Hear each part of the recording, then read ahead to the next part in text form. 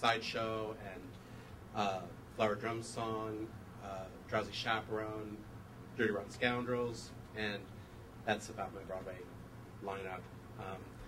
But, you know, it's funny, I grew up in San Diego, and I really envy you guys that you have the opportunity to go and see these shows, you know, just at a bus ride away or a car ride away. And it's funny, when I was a kid, I didn't really know much about the theater, and Jack O'Brien was at the Old Globe Theater, and we went there on a field trip with our class, and I saw a production of, what was it, Twelfth Night that he had done, and it changed my life. And so, 35 years later, when I did Dirty Rotten Scoundrels with him, such an incredible, you know, circle in my life, but also it sort of shows you that if you have passion for the theater, it'll kind of, you know, it'll come to you, or you'll find it somehow. And actually, Casey Nicolau, who directed The Drowsy Chaperone, is also from San Diego, and we had been in a production together when he was in high school, and we hadn't stayed friends. We both moved here. I taught at NYU for 20 years, and you know, he was in a million Broadway shows. So when he called me to do Drowsy Chaperone, you know, it wasn't because we were pals from San Diego, but it was just a sort of an incredible coincidence. So I always think, even though I didn't have the honor really of growing up in Manhattan or in an area around where Broadway happens, what an incredible, you know, just the fact that I'm connected to these people that are connected to where I always wanted to work and where I always wanted to live and where I always wanted to spend my life. So, but I really think you're so lucky. It's really an honor to meet you.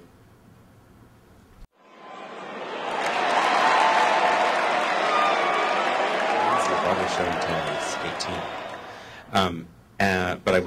18. But I loved it and listened to cast albums all the time and read plays and learned as much as I could growing up. And then I went to school at a school in Chicago called Northwestern, and I was a theater major there, and I was also a film and television major. And they actually had a strong program working with designers where you had to actually build sets and upholstery chairs and sew costumes, all of which I was also horrible at. So I think I sort of became a director because I had an interest and was sort of good at lots of things, but not really good at any one thing. But I had interest in all the different areas of the theater because part of directing, hopefully, being having an idea about it, is having an idea about what things should look like in terms of the set, what the space should look like, what the characters should look like in terms of what they're wearing and the way what the shape that they are, what accents they use, what time period it takes place in. Some of the things, those have been decided by the playwright, of course, or the composer and lyricist. But the director hopefully is the person that brings the group of people together to decide what things should look like. That also depends on how people move or how they might dance or how the set might change. So it's kind of spearheading all the people that oversee those departments because they do it so much better than I ever could. And also I work on a lot of times on new plays and musicals, which is also a big part of it, different than just necessarily designing, is hopefully the design process, if it goes in the right order, is like the last thing that you do. You hopefully get as much of the writing done as you can ahead of time. But it can also be working with the writer to rewrite songs or jokes that aren't entertaining. So you change things. Maybe you've heard about changing things in previews, or you go see a show in previews and you go see it again later and it changes. So also sort of supervising how the show changes as it moves, and in the final day, making sure that it moves quickly and briskly and or has the right emotion.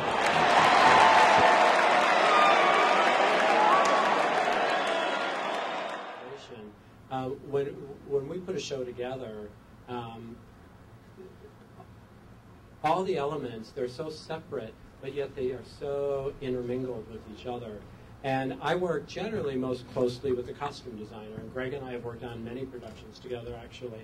And because it's about the whole look, and if somebody, you have to figure out who that character is, you have to figure out what their income is, you have to figure out what their mental capacity is, and that affects the way they dress, it affects the way they wear their hair, if they do their own hair, if they can afford to get a cut, if they can't afford to get a cut, what the period is. It takes a lot of research, and it's actually pretty fascinating because it's not just me like setting somebody's hair and combing it out or giving somebody a haircut. I actually have to research the time period. So if it happened in the 1500s, I have to somehow find out what people did and how they did it and why they did it. So it's also kind of like a really interesting history lesson, which I have to say when I was in school was not my favorite subject. But but it actually is really fascinating to go back and figure that stuff out. So I would say that a costume designer like Greg and I would work really closely together on what we think the look is, and we would present it to the director, and we would also generally present it to the actor, particularly if it's a leading role. And then you start getting even more information. Then the director might say, you know, I trust you guys, and I don't really have much input into that. And other directors might say, you know, no, she has to be a blonde, and no, she has to be this. And then you get the actor or the actress. And sometimes they have very personal attachments to the people that they're playing. And they will give you a lot of information, too. So then you take all that information, and you process it, and you come up with a design, and it will then again develop more, because once you start seeing stuff on stage.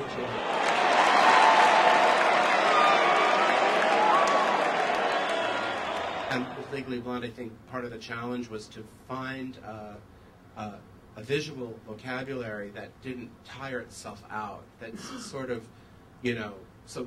I mean, the first thing I did was I had a friend in LA, I had a friend in Boston, and I had myself in New York. And I said, go hit the streets. Let's just find out what people are doing. What are they doing on, you know, in Harvard Yard? What are they doing on Rodeo Drive, at the, you know, around the beach? Where are those Delta News hanging out? I, you know, did my New York sort of research, and we took pictures of people on the street unbeknownst to them.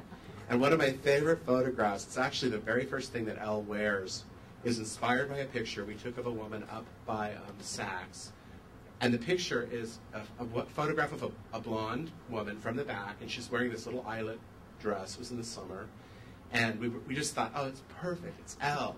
And I said to my assistant who had actually taken the picture, why did you get her from the front? And he said, well, she was like 80 years old. Oh, and honestly, I wish I had this picture to show you, because you would never believe that she was an older lady.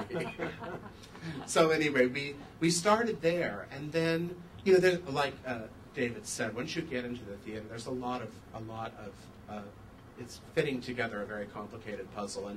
And in Legally Blonde, I think there are almost 300 costumes, which surprises people, because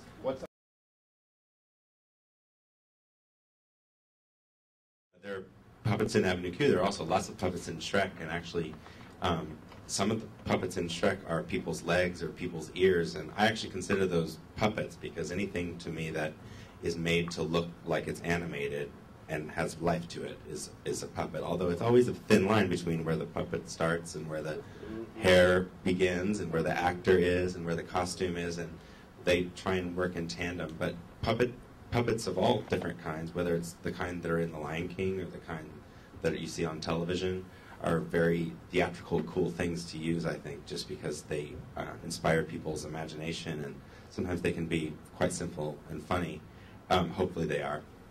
And they're not cheap, even though they look like they are.